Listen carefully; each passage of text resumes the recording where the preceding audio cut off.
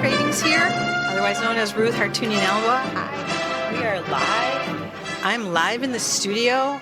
We are all living here. We're all breathing. I'm so excited to be here with you today to talk about Trigo Pizza. I'm here with Patrick Griffin and Garnet McLaughlin, who are the co-owners of Trigo Pizza. Welcome to WILI. Thank you. Thank you for having us. It's about time. I can't believe no one has invited you yet. Yeah, we this is a first for us, but we're excited to be here. All right, let's get all the important information up front. So let's go for the name of the business, the address, phone number, and where you are on social media so people can find you. Sure. Yep. So the restaurant is Trigo. We also do Trigo wood-fired pizza. We are located at 744 Main Street in Willimantic, so we're right up the street from the station here. Our Facebook is Trigo Pizza. We're also on Instagram at Trigo_pizza, and as well TrigoKitchen.com. So those are the main ways that we are available on social media and the internet. Let's get the phone number. Right, 860-786-7164. Okay, you guys, you heard it here first. But now we're going to go on to other things, which are going to be very interesting. So for those of us who've lived here for a while, we know that the building that you're in used to be something else for a very, very long time. And so I guess I'm kind of curious about what it took to go from what it used to be to what it is today. So can you explain about the process? Yeah. So when I was looking in Willimantic for a spot for Trigo, I was looking at rental, leasing opportunities, and then I began to widen my search to potentially purchasing property for the restaurant. And I was working with a local realtor, David Machinsky, who is very valuable in as far as information and helping me with that process. And he was cluing me into the what was available for properties in the area, what might be available, and where Trigo is right now was formerly Ravings, which was antiques and collectibles, tuxedo dress rental. Yeah, for like how many years? The family owned it since, I believe, like the 70s. Wow. So they'd been there before you were born. Way before I was born. Yeah, way before you were born. Okay. So yeah, they had run their business out of there for quite some time. They were a staple in the Willimantic business community for sure. But they were, yeah. But the current operator of the store, the daughter of the family that bought it, was looking to retire, and they didn't have any interest in continuing the business, so they were, looking to close the business and sell the building. And then that's where I came in. So I approached them about my idea, kind of out of the blue. I just walked into the shop, introduced myself, and told her what I was looking to do. Wow, and it was kind of born from there then, huh? Yeah, I mean, I had been working on Trigo as a business plan for quite some time, but I didn't have a location yet. And so as far as where we are right now, that's how it started. So I'm sure that you had to partner with the Windham Economic and Community Development people. I should give a nod to them because they're the ones who sponsor this show. So nod to the Economic and Development people. Thank you very much for allowing us to be here on the air. So tell us, how did you get the name Trigo? Where did that come from? Yeah, so Trigo is the name of the road that I lived on when I was in college in Santa Barbara, California. Santa Barbara, my husband's from there. Oh, really? Yeah. Yeah, it's a beautiful... I bet he knew that. I bet he knows that. Probably he might. Yeah, he probably does.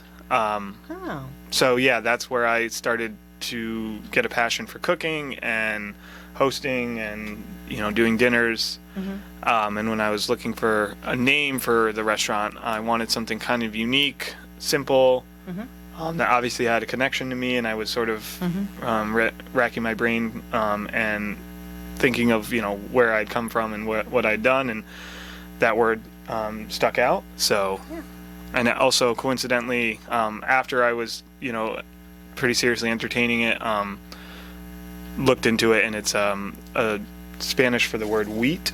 So that was applicable for the amount of flour that we go through on any given week. Which is like how much a week, right? A few hundred pounds for sure. A few hundred pounds of flour. Yeah. That's very interesting.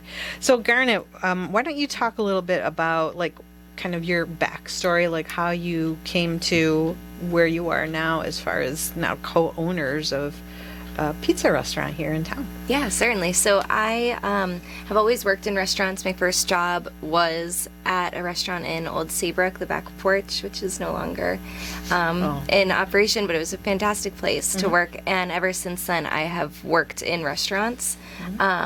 Whether I've balanced it with 9-to-5 jobs, I've always had at least a couple shifts at a restaurant. It's an industry I really love. And so when I graduated from Eastern, I had started working at Willie Brew right here in town and had really started to learn about the community and make a lot of friends in this area. And after I graduated, I stuck around in this town, and I have been here ever since. So it kind of felt like a natural fit to go in on this project with Pat on opening a restaurant in downtown Willimantic. And Patrick, you've been around too, so name a few places that you've been as far as food service. Yeah, so I started my restaurant career right after college when I moved back to Eastern Connecticut, and I worked down in Mystic, Connecticut. I worked in Chester, Connecticut, and then in town here in Willimantic, I worked at the Harp on Church as a bartender server, and then also at Willie Brew as a bartender server. Wow, you got some big names in there, some places where a lot of generous people who are still serving the town and feeding us are still there. Yeah, absolutely. I mean, David Wallner was a very another very generous person with advice and kind of throughout the whole process. He was always checking in, helping me as I was encountering problems that he had gone through himself. And his approach and business owning has very much informed how we try to approach things. He really wants to give back to the community. He's so involved in the community. He's really a pillar of this downtown community. So we have, look up to him in a lot of different ways. It's a good role model, huh? Absolutely. So you guys opened in January of this year, and I'm wondering, how have things gone since you've opened your doors? They've gone really well. The community turned out enormously. I mean, we felt really welcomed. The first few months were a whirlwind. Just, we didn't really expect to be so busy for, so sustained right after we opened, which was great. But it was a scramble to stay on top of it. I bet, yeah. It's quite a pizza a couple times.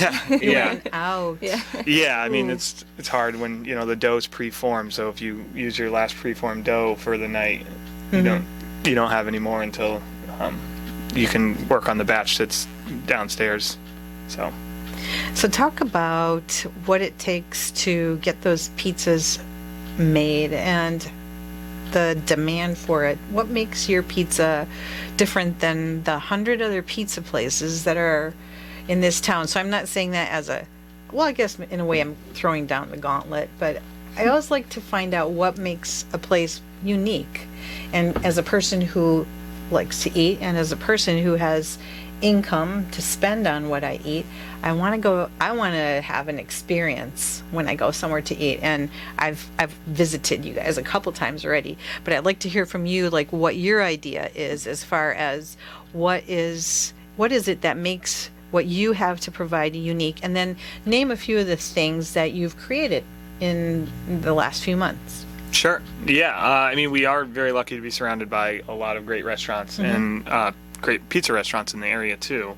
What we were setting out to do with Trigo that puts us apart, one of it is the wood fire cooking. So our entire kitchen is fired out of the wood-fired oven. So all the hot cooking takes place in the oven. We don't have any fryers. We don't have any grills. What's the temperature of that oven? We typically cook around 750.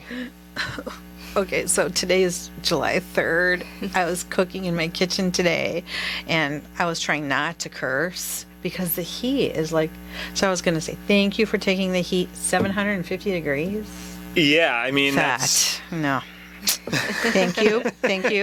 Go on, continue. Go ahead. But it lends well to what we're trying to do, which, the char, the smoke from the wood fire, I think that kind of is something that isn't available in the immediate surrounding area. Talk about the char. Like, I don't know if people know what that is, and talk about the smoke. Talk about, like, some people are only listening. So see if you can use words to do a visual on that. One of the kind of pizza industry terms is the leopard printing that we like to get on our crust. So when you have the kind of the darker, the black spotting around the crust, that's a good indication that, you know, you're cooking at a high heat.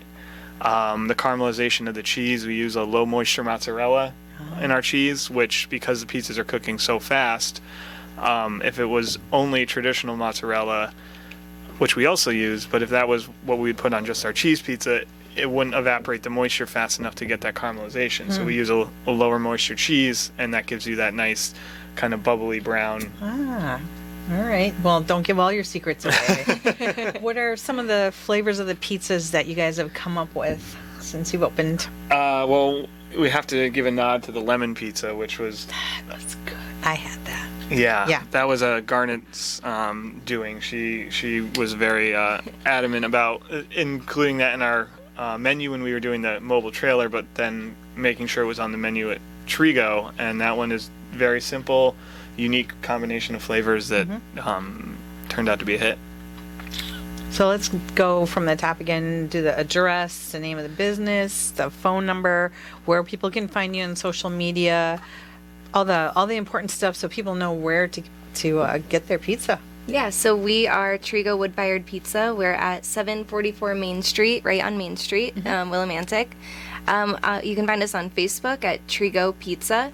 You can find us on Instagram at Trigo_pizza, and our website is trigokitchen.com. And you can contact us by calling us at 860-786-7164 or trigopizza@gmail.com.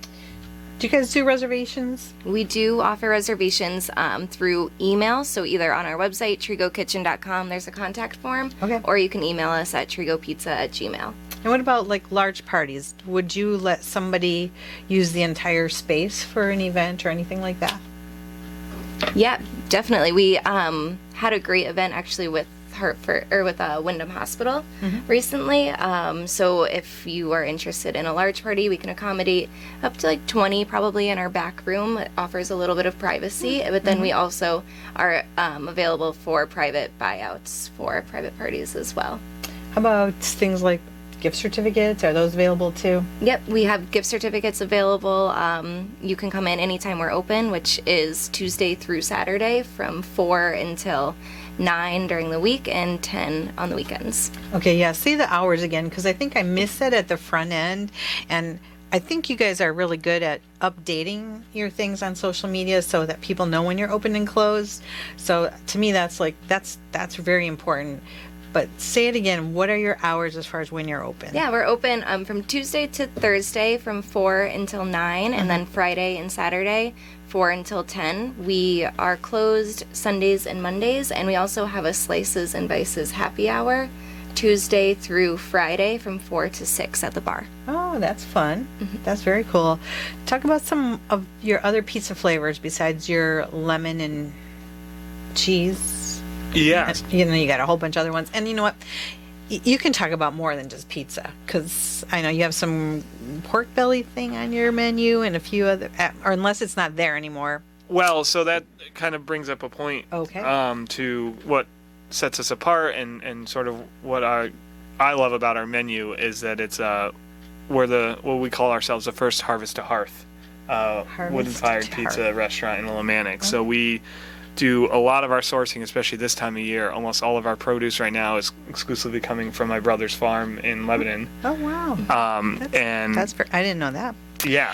Okay, people in Radio Land, you should thank me for that too, because we asked the right question. Yeah. And now we're gonna. This is a very interesting thing, because that means we're eating fresh food. Oh yeah. Yeah. I mean, it's coming right from his farm to our restaurant, and we're processing it and serving it that night. So that's awesome. What that allows us to do, though, is kind of change our menu to reflect what's available. So if we almost don't even put in an order. We have a standing order for things we use consistently in quantity: basil, lettuce, kale. But he'll show up with whatever is just coming in season, whatever's freshest, and we can turn that either into a pizza topping, or we can turn it into one of our small plate appetizers, which is another aspect of the Trigo experience that I really like. Is you can get your pizza, which is always consistent and available, but also we have salads and small plates starters section of the menu where you can get things that aren't pizza. So this past weekend we were running a mussel special. We got some wild Cape Cod mussels and we roasted those in the oven. And we also were doing a fettuccine, so we had fresh house-made pasta with artichokes. I missed it. Oh. So sad. Go ahead. Sorry. So yeah, I that's just went there. I'm sorry. that's fine. I mean, that's a reason, or one of the kind of ideas behind it was hopefully getting people, excited about coming because there's going to be something different. We always have the tried and true pizzas, and we have a few experimental pizzas we do, with kind of whatever's available toppings, and it just kind of makes it a lot more enjoyable as for us in the kitchen because we can kind of always be experimenting and working with different ingredients, and then it also is a bonus for the guests because then they can try something different. Or so you really have to be very creative to make something with what you get because you don't have a heads up. You don't know what's going to walk through the door.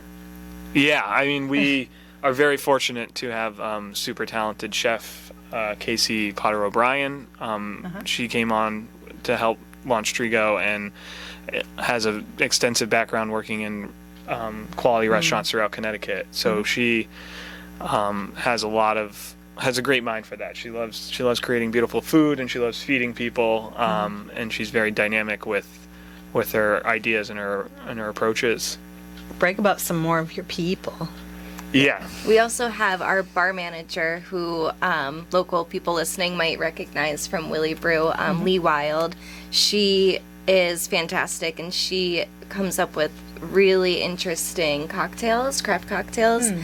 We have something called the Benny Glow, which has a sesame oil washed whiskey in it, which is something I never would have considered. I But have to Lee, think about what that would taste like. yeah, it gives it a really That's nice interesting. mouthfeel. It's kind of a like a savory cocktail, which I would never have thought of. But Lee just, she has an idea and runs away with it and executes it so well. And then, we've been really lucky to have great front and back of house staff. Our servers are all so friendly and so good at their jobs. And I think from what I can tell, people feel very welcomed when they walk in. We have a really great team. We're really fortunate for that.